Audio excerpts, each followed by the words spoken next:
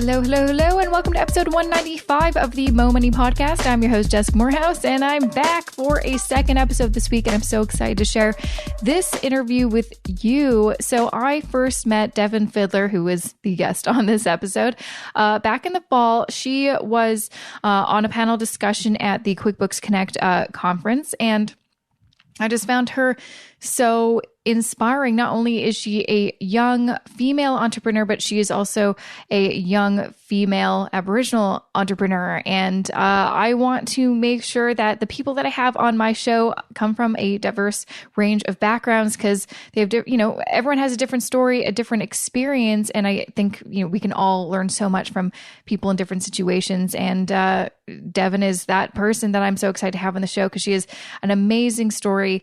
And I think her brand is quite honestly so inspiring. It's called SheNative Goods. I love everything that she does. And we get more into specifically what she does. But to get a little bit more about who Devon is, which we talk a little bit about on the show, but here's a little mini bio for you. So Devon Fiddler, she's a Cree woman of Waterhen Lake First Nation, Saskatchewan. But she has a BA in Aboriginal Public Administration from the University of Saskatchewan. And she completed numerous leadership, entrepreneurship, and business certificate programs as well. Devon is the chief change maker of SheNative, a lifestyle brand that elevates Indigenous women, and she's received numerous awards for her work, such as the 2015 CBC Future 40 Under 40 designation, 2015 Startup Canada Young Entrepreneur of the Year Award, the 2016 YWCA Women of Distinction Award under 29 category, and is a top 5 SheEO Venture of 2016.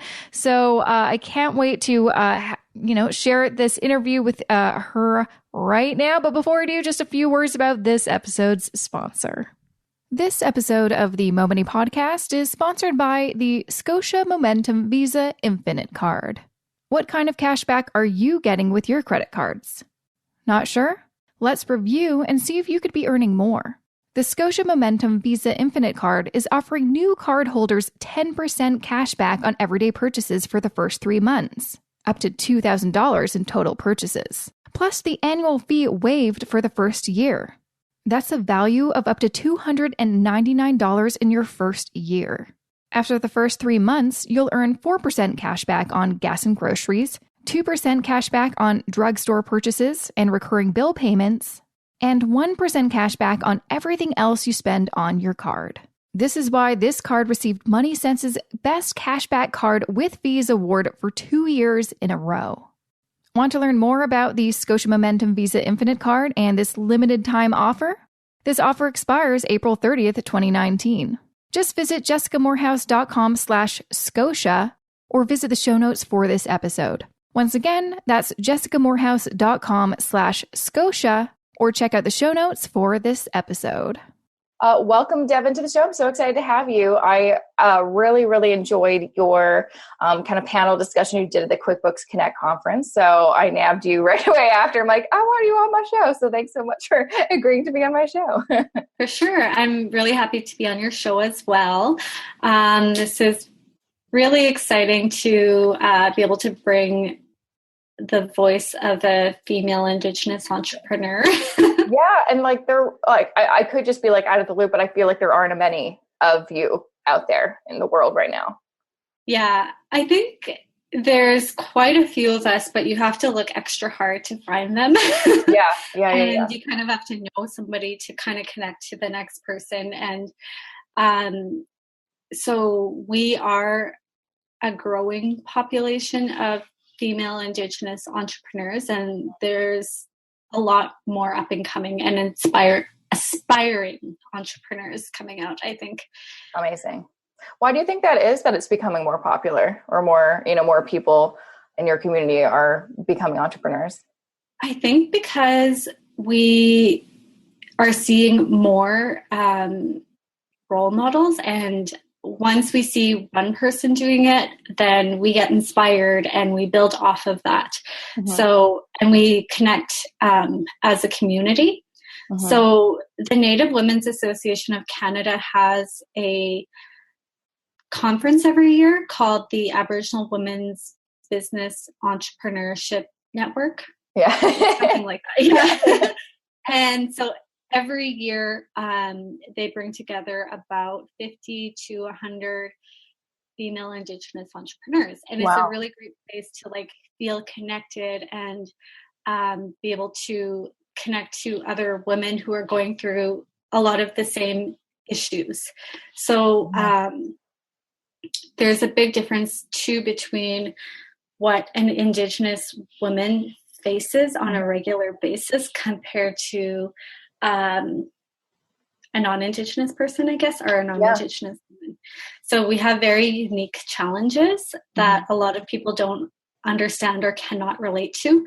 So it's really great to be able to be around other women who are going through the same things, who are dealing with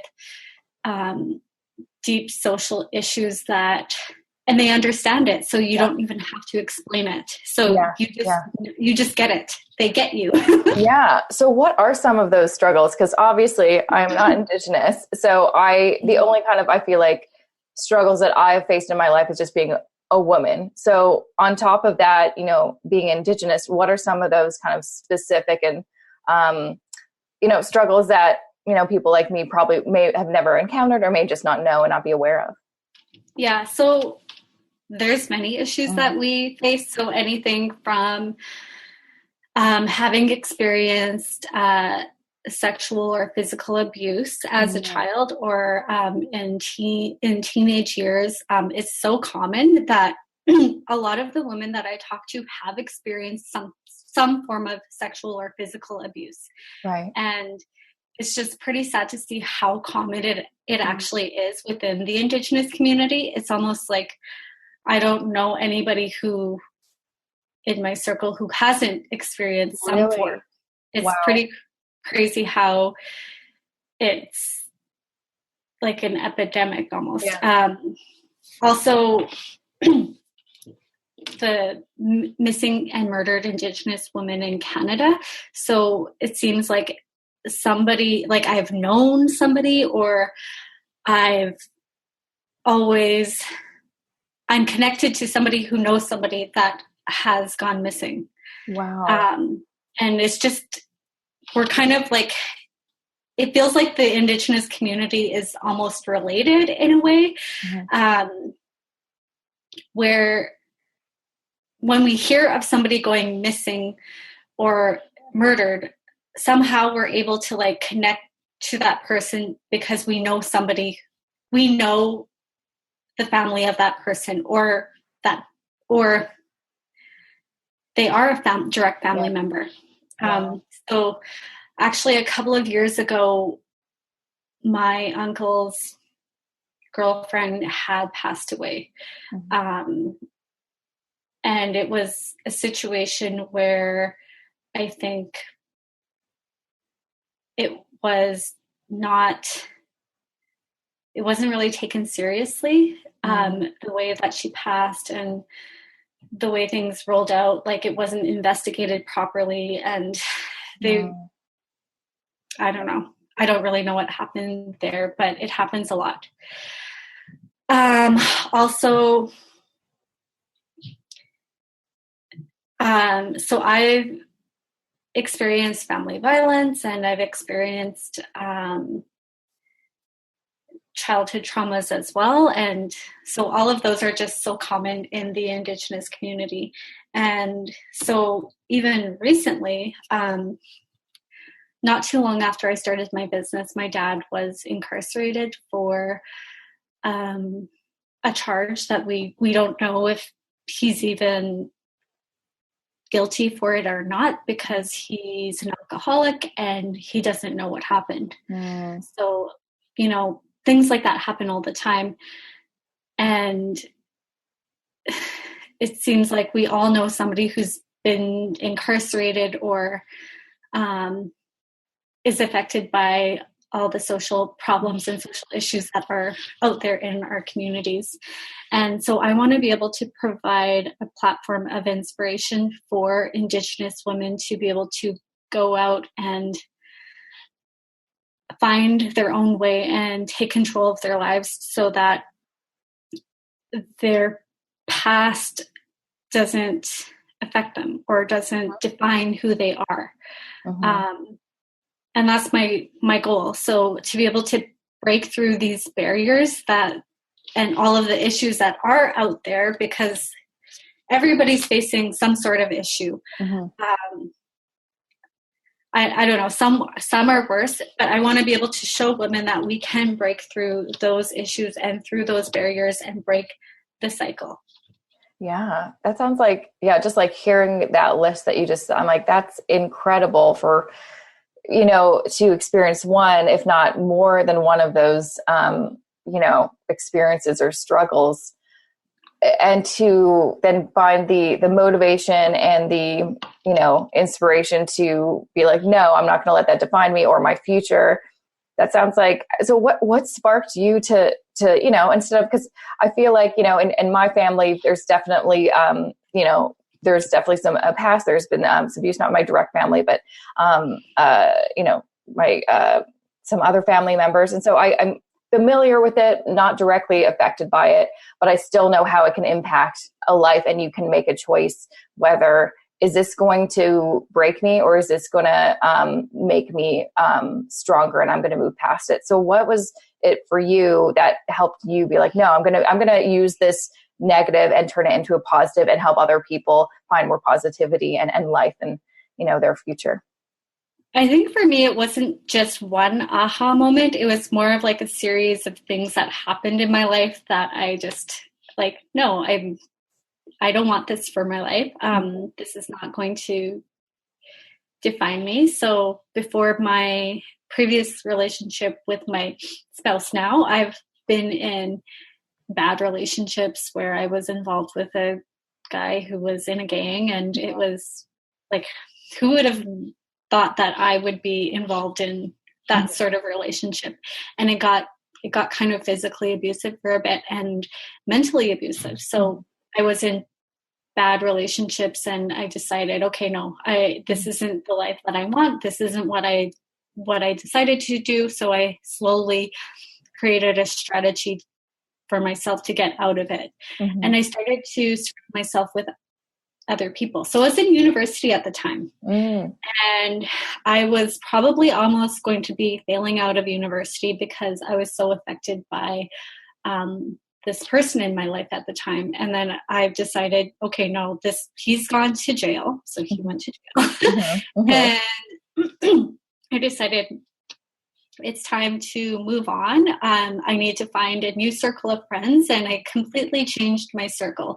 And I started surrounding myself with people who inspired me. So I made those friends, role models in our university and in our community that I looked up to, and I became their friends. And then I started to be involved as well.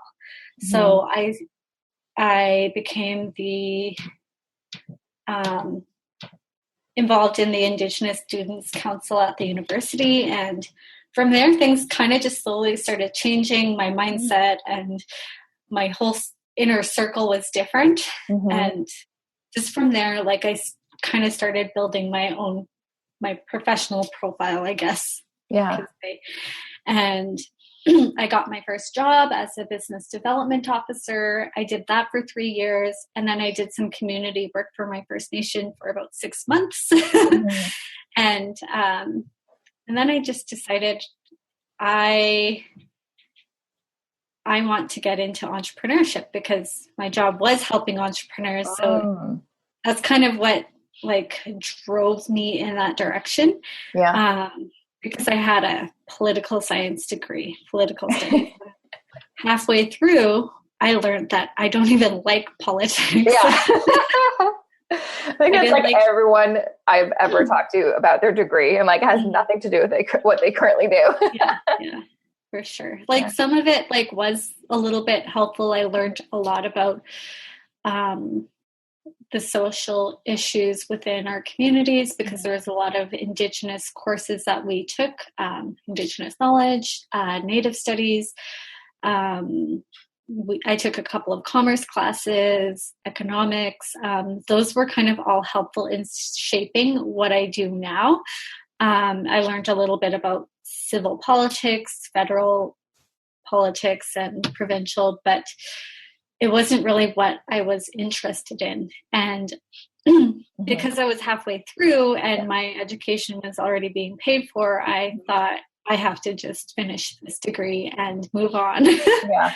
Yeah. So once I finished, I was able to get a job that kind of related to my degree a bit, but it was like a whole different direction than I thought I would be into. Like, I thought I was going to be involved in community politics or something, but nope.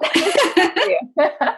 So you bring up a really good point. I feel like it's something that a lot of people don't give it as much credence to, but if you want to change your life, you really do have to change the people you surround yourself with, which is easier said than done, because especially if you've been with that group of friends or that community for a long time, it's very hard to, transition into a new circle of friends or make new friends. And also when you're an adult, making new friends isn't as easy as it was when you're younger. But again, it's like, I credit that to, obviously I've kept some of my friends and abandoned everyone, but I did make some concerted choices I'm like, I don't think these people are, inspiring me or making me feel good about myself or uplifting me. And it's really important to not just choose friends because you've always had them, but to choose, actually choose people, not just, well, I've always been with them, but it's like actively choose the people you want to be with. Cause I forget it, I'm going to get it wrong, but it's like you are the average of your 5 best friends or something like that. It's something like that. You know what I mean? But it's just, it's so important to make sure the people that you have in your life are adding to your life, not taking away from your life. For sure. Yeah. And I've actually gone through like several different circles of friends. So I had my university friends where we did do like a lot of university partying, but like other than that, like they were academics or inspired me. But then I had another shift in circles in my circle of friends when I became an entrepreneur, because my circle of friends at that time didn't really kind of understand entrepreneurship. So I started talking to other entrepreneurs and I became friends with them, and it's always evolving. So I'm always looking to be inspired and looking to make friends with people that inspire me. Yeah. Like people who talk about others and, so, and at this point in my life, I have 2 babies. So, wow. a 1-year-old and a 2.5, or toddlers, I guess you could say. Yeah. So I don't actually have a lot of friends besides online. I'll be honest, a lot of my friends are online too. Like I've got in-person friends, but that's the kind of the glory of like social media and the internet. Like you can connect with people that don't necessarily like live in your, like I have friends that don't live in Toronto, like they're all over the world. And it's actually really cool because you can really make deep connections with these people that are so in line with what you're doing and what you want your life to look like, but they just don't live near you. And it's a weird thing. I remember making my first, when I was starting to get into like personal finance blogging, meeting my first like personal finance blogger friends in Vancouver and like having a real life meetup after talking online. I'm like, this is the weirdest thing. And that was like maybe back in like 2012. And now it's normal. Now I meet people online all the time, but for sure. And so going to all these different conferences. Yeah. So I started going to things that connected Indigenous youth entrepreneurs and Indigenous youth leaders together, and started to go to those things. And then I've created friends from different provinces, and I still connect with all of those people today. Maybe not like every day, but every like maybe 2-3 times a year, but I would still call them pretty close. And it's not like an everyday thing. Your friendships just kind of change as you get older. Totally. As life gets busy and as you're busy working on your business, and you have to schedule in time for people these days. Absolutely. I would love to know, so it sounds like I kind of understand the transition from like you did a poli-sci degree and then you kind of, it seems almost like a natural transition to entrepreneurship, but what made you want to do like your specific business, which is like accessories and clothing? because you do not have a fashion background. And I'm like, for me, I'm like, I've always dreamed of like, wouldn't it be cool? But I'm like, I don't know the first thing about that. So I'm not even going to make a t-shirt. It's not even going to happen. Yeah. So actually, growing up, it was a childhood dream. So I remember when I was little, I would sit and draw my own like little outfits, and it was just illustration, and I was kind of like into Barbies and outfits and things like that. And we didn't really have much growing up in our area, so we had like Sears catalogs, and I would see my mom's Cosmo magazines, and pretty much that was my understanding of fashion. But I think as I got older, that kind of still stuck with me, and I felt like I was missing the creative side of me. So there was the analytical side, and I'm actually a pretty creative person. And when I tap into my creativity, I get inspired, and it kind of brings life back into me. Yeah. So when I started thinking about the whole concept of, okay, maybe I should start a clothing line, that would be fun. Okay, so what do I do? I didn't have any sewing experience or anything, so I sourced everything out from pattern making to even like I tried to do some of my illustrations. I tried. At the beginning, I was going to do a clothing line, and then it evolved into, let's do handbags. Wouldn't that be fun? And so I hired everything out from the very beginning. All of the product development, I worked with a designer to do the technical specs and the illustrations. And then I hired out a consultant to work with me. So her name is Sheena Repath. I'm not quite sure if she does it anymore. And so she has a society called Making Shit Happen. And I like that. Yeah. Her business at the time was called Ideal Samples. But she loves product development and working with fashion companies. And she was the one, I actually credit her for introducing me to like all of the new things to try, I guess. So she introduced me to crowdfunding. She introduced me to sustainable fashion and doing things differently in a different way. So, and she really encouraged me. And it did take a really long time for me to get started because there was so much I didn't know. And so it was a huge learning curve, and I'm still learning about like the fashion industry and like knowing that I'm not actually doing everything perfectly in the industry, but I'm doing things in my own way. So yeah, so that's pretty cool to know. And I'm still trying to figure out how to do things in my business to like make it what it needs to be. Yeah. And I guess that's normal. You just like the first part, the hardest part is starting and then just continuing to evolve to make it better and better. Because as you gain more knowledge, then you kind of figure out, oh, I want to do this. I want to do that. Yeah. And so it's just evolved so much since I first started. And I'm the type of person who overanalyzes everything. So I'm going to look at every single piece, and it's going to take me a long time before I take the first step. And then I do it, and then I kill it. And then I learn from that. I learn from the mistakes. And if I fall short, I keep going, and it's okay. It's okay to fail sometimes. So I've made tons of mistakes in my business, and I'm sure a lot of other entrepreneurs can tell you the same.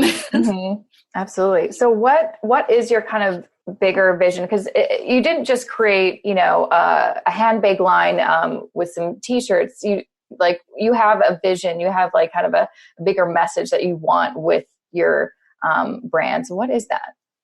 So the bigger mission for SheNative is to help elevate and empower Indigenous women and girls. So we want to be a source of inspiration, and we want to be a source and a platform where Indigenous women are lifting each other, and a source where we are working together instead of pulling each other down, because what ends up happening in the Indigenous community is a lot of lateral violence sometimes. And you see that in like large Indigenous organizations a lot. So we want to be a positive source of lifting each other up and promoting Indigenous business. And we also want to help change the public's perceptions surrounding Indigenous communities and Indigenous women, because there's a lot of negative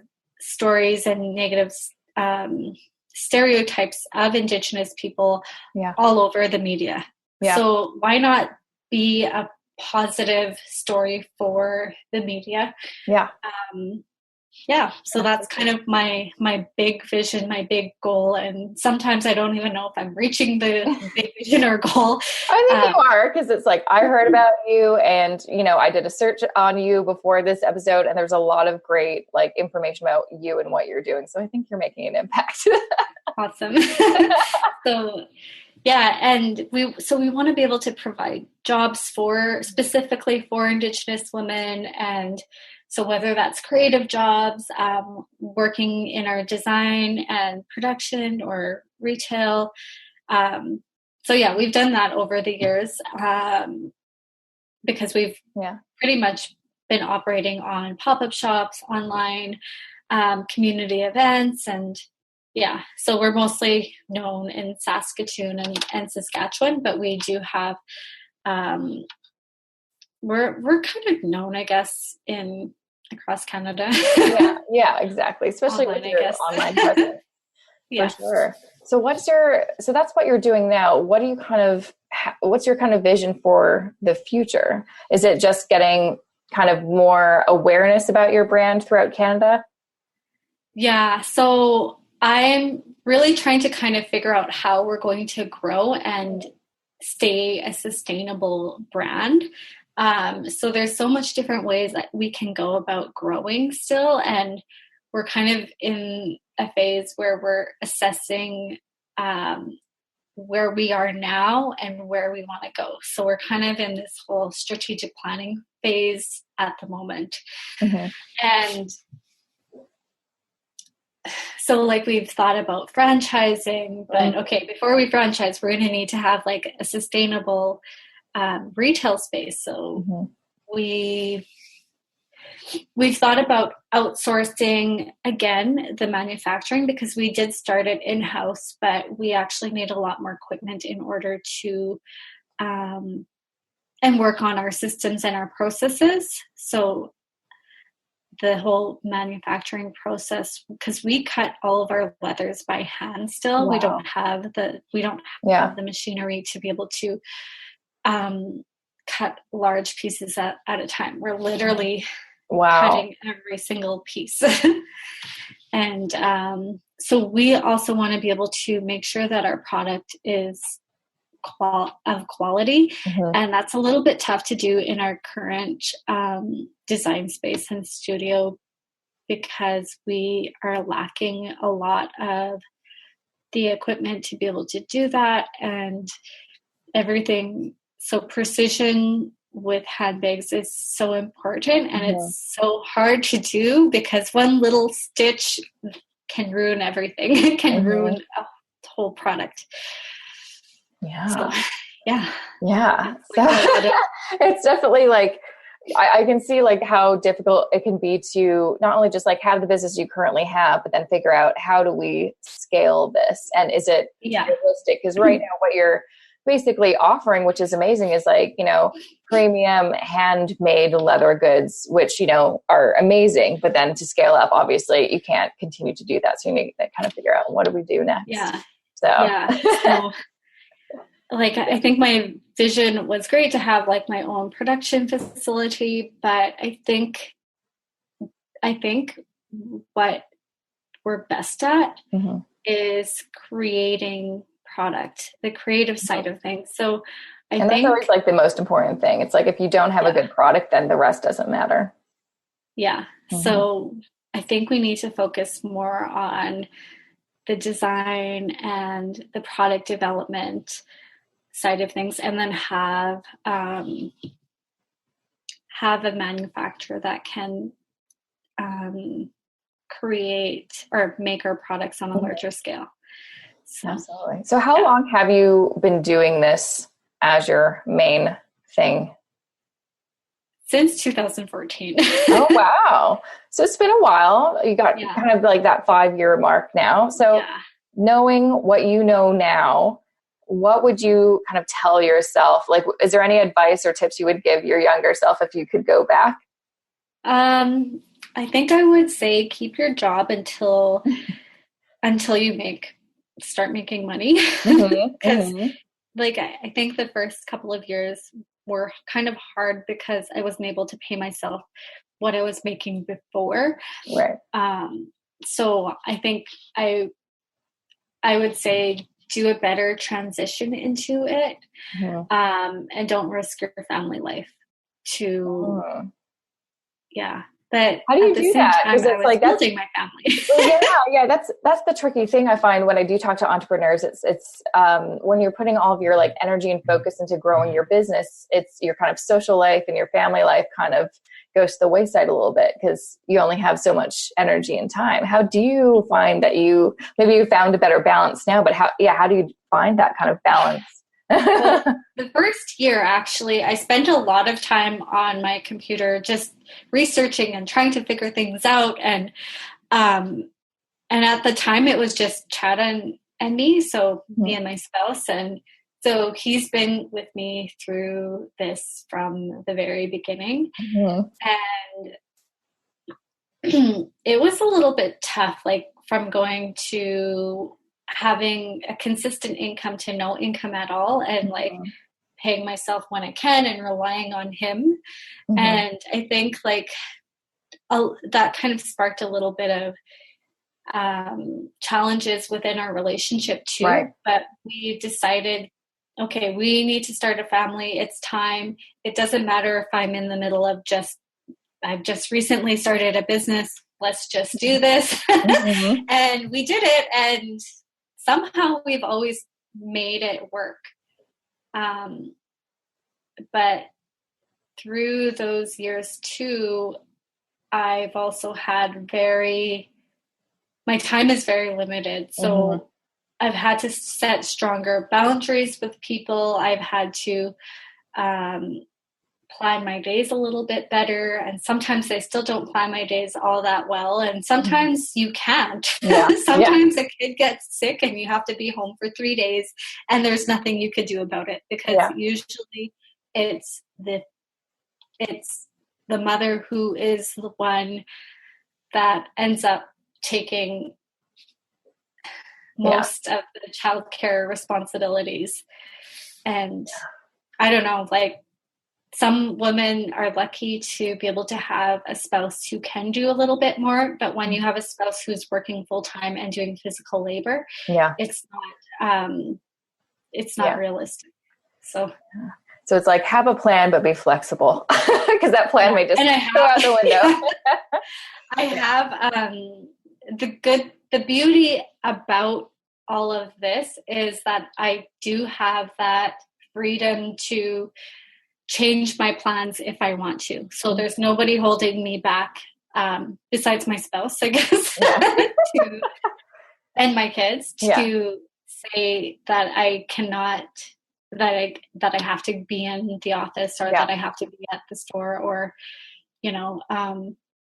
so I'm able to define my own schedule, which is what I love. And I don't think I would want to trade that in. I know, me neither. It's really great. Once you get it, it's hard to you're like, this is amazing. I'd rather, I was just telling my husband the other day, I'm like, I now kind of understand after, working for myself full time for 2 years, why there's that saying where it's like entrepreneurs would rather work an 8-hour week on their own to avoid 40 hours in like a cubicle. I'm like, yeah, that's me. I'm cool working 12-hour days if it means I don't have to go back to the cubicle.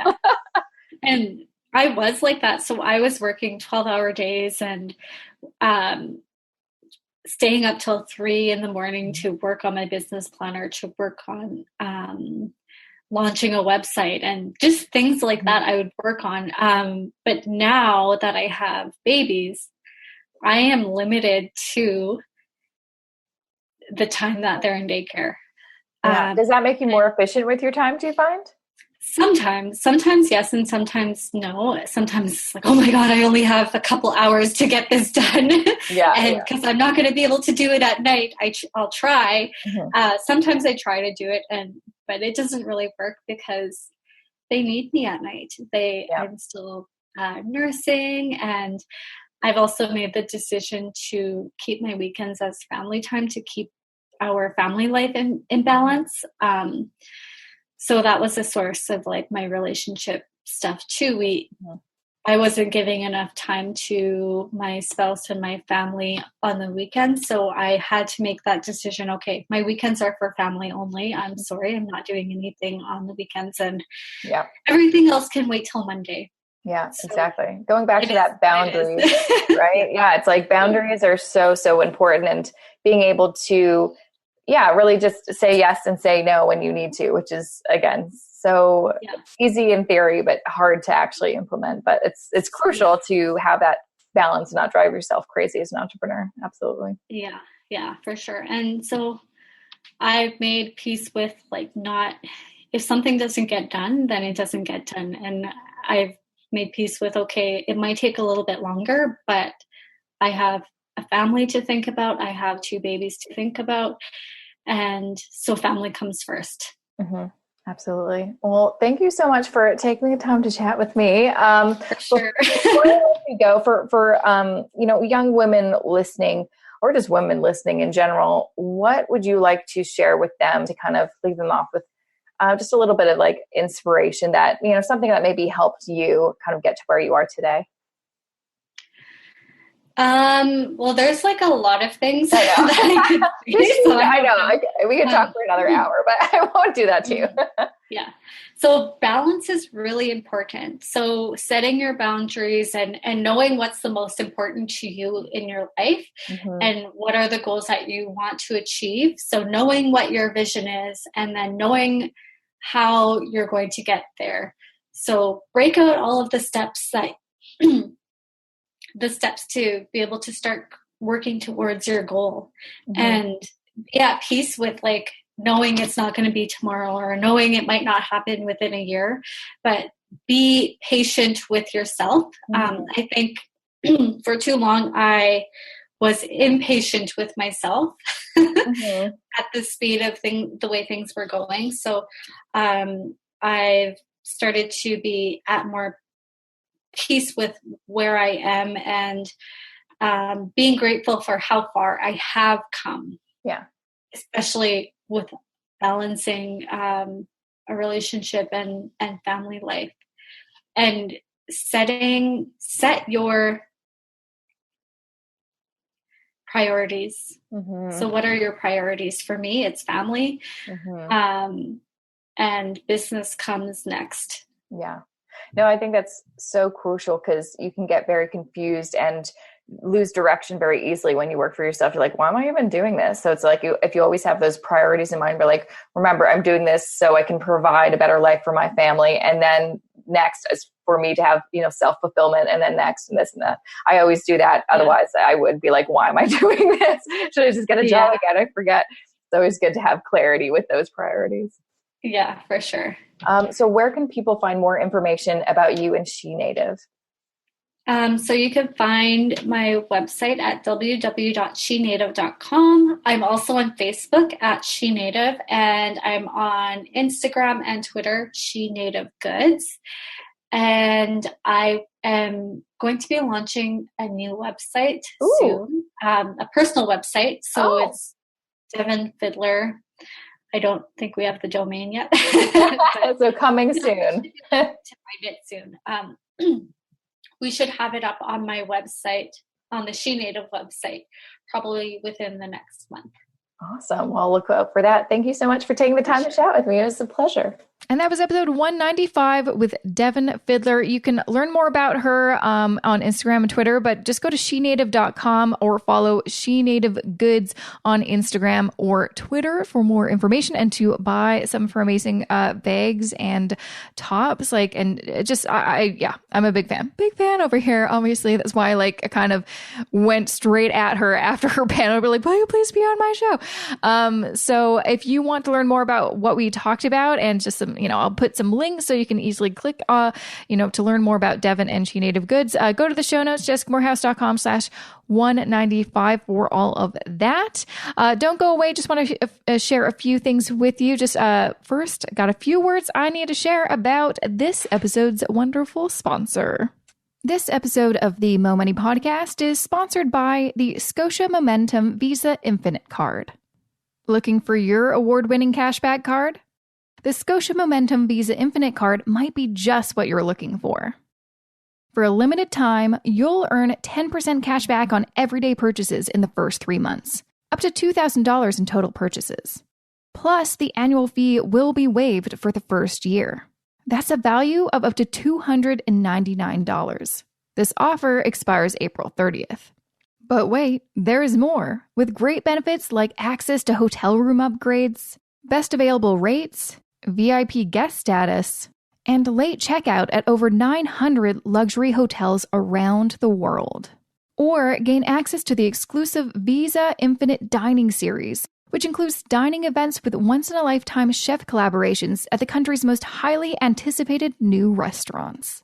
You can even call up the Visa Infinite Complimentary Concierge to help make your life easier by taking care of almost any request, like dining reservations or building vacation itineraries. To learn more about the Scotia Momentum Visa Infinite Card and see if it's right for you, visit jessicamorehouse.com/Scotia or visit the show notes for this episode. Once again, that's jessicamorehouse.com/Scotia or check out the show notes for this episode. Okay, reminder, I am doing a event May 7th, it's a Tuesday, with Erin Lowry in Toronto. She is the author of Broke Millennial, and she has a new book out called Broke Millennial Takes on Investing, and we're doing an event all about investing. So there's going to be a panel discussion. You're going to get a free copy of her book, and there are still a few tickets left. So check out the show notes for more info or go to jessicamorehouse.com/level up to grab your tickets before they are all gone. It is going to be so much fun. I cannot wait. I cannot even freaking wait. And another reminder, I'm running a big book giveaway contest. If you go to the show notes or go to jessicamorehouse.com/contest, you'll see all the different variety of books I'm giving away. They are all books that have been featured on this season of the podcast. So if you want a chance to win a free book, well, it's just a click away and then you'll be, getting yourself a free book. What's not to love? What is not to love? That is really it for me for the minute. So I'm going to be back here next Wednesday with a fresh new episode. So thanks as always for listening. Make sure to subscribe. Leave me an iTunes review if you wouldn't mind. It takes 2 seconds. And I'll be back here next week. Hope to see you here too. And on that note, have a good rest of your week, good weekend. See you later.